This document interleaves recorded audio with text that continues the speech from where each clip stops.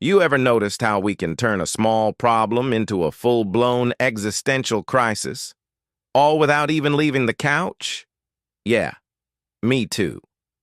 Today on BetterMe, we're diving headfirst into a little gem from the Stoic legend himself, Seneca, who once said, "We suffer more in imagination than in reality."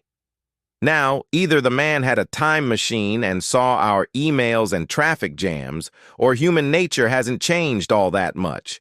Spoiler alert, it's the second one. And hey, stick around, because I'm not just throwing ancient quotes at you like spaghetti on a wall.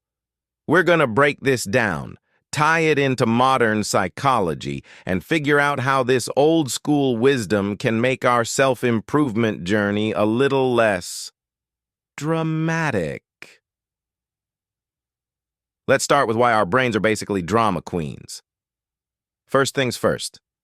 Your brain, my brain, all our brains. They're wired for survival, not happiness. Back in the caveman days, overreacting to a twig snap might save you from a tiger. Nowadays, that overreaction just leads you to yelling at your Wi-Fi router and maybe writing a strongly worded Yelp review for good measure. See, our ancestors had legit problems. Saber-toothed tigers, starvation, angry neighboring tribes. They didn't have time for existential dread over unanswered texts or an awkward Zoom call. Every jolt of panic had a real physical reason. You either ran faster, hid better, or became lunch. Fast forward a few thousand years, and here we are. Same old wiring, brand new problems.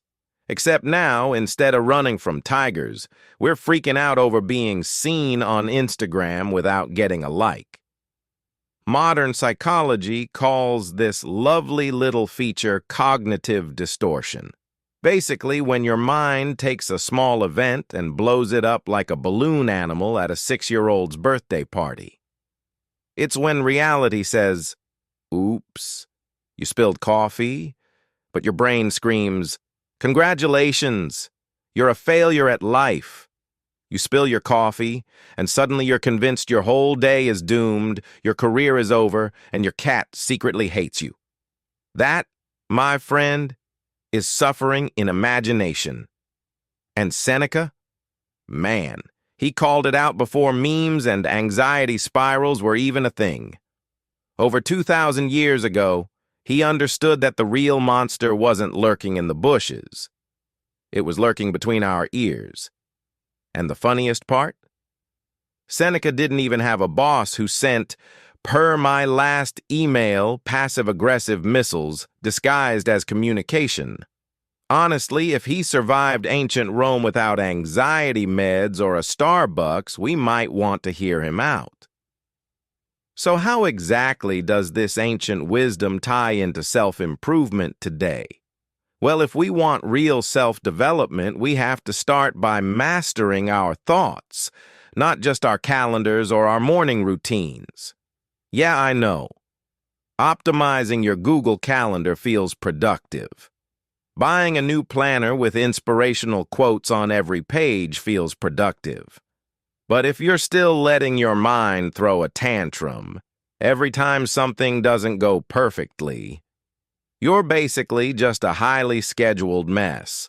Self-improvement isn't about stacking achievements like Pokemon cards. Although, let's be real, if emotional resilience came in holographic foil, I'd collect them all. It's about understanding that the real battleground is inside your head, not your inbox, not your gym PR, not your vision board covered in motivational stickers. When we let distorted thinking run wild, we waste time, energy, and a whole lot of emotional real estate. It's like renting out your brain to worst-case scenarios and somehow charging yourself for the privilege. If you're aiming for better time management, a stronger growth mindset, or even serious personal growth, recognizing the difference between real problems and imaginary ones is step one. Because if you can't tell a real tiger from a shadow puppet, You're going to be exhausted all the time, and that's not exactly the path to personal greatness. This brings us to a very important question. How can we tell if we're stuck in our imagination? Good news. You don't need a PhD in psychology to figure it out. You just need about 5 seconds and a willingness to be brutally honest with yourself. Here's a little reality check I use. Maybe it'll help you too. Ask yourself, is this thing happening right now, in front of me? Like literally in my face? Or is it a movie I'm playing in my head, starring me, written by anxiety, directed by Catastrophe Productions? If it's not happening in real time, chances are you're borrowing trouble from the future. And buddy, the future called, it wants you to chill. Also, it's tired of being blamed for stuff that hasn't even happened yet. The daily Stoic mindset reminds us, control what you can, accept what you can't, and most importantly, stop predicting doom based on your third cup of coffee anxiety. Seriously, half the stuff you're worrying about is just your over-caffeinated imagination throwing a rave at 9 a.m. And remember, worrying about things that might happen doesn't make you more prepared. It just makes you tired, cranky, and oddly obsessed with checking your email every 3 minutes. All right, so how do we apply this practically in our chaotic, over-scheduled lives? Here's where we bring modern science and Stoicism philosophy together for a little motivational tag team. First, build awareness. Emotional intelligence is your best buddy here. Catch yourself when you start spinning worst-case scenarios. Notice the story you're telling yourself. Then ask if it's actually true. Second, embrace minimalist living. And I don't mean throwing away your air fryer. I mean decluttering your mental space. Every imaginary problem you let go of frees up real energy for real action. How to be productive starts here. Do less mental drama, do more focused work. Third, practice daily self-discipline. And I'm not talking military boot camp style. I mean small, repeatable actions that anchor you to reality. A 5-minute mindfulness check-in, writing down 3 things you can actually control today, stuff that keeps your feet on the ground when your head wants to build sandcastles in the sky.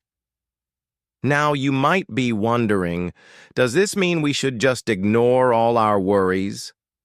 Good question. And the short answer is, nope. The point isn't to pretend bad things don't exist. It's to stop suffering twice. Once by imagining disaster, and then again, if it actually happens. Stoicism isn't about being a robot. It's about being wise enough to save your emotional energy for what actually needs it.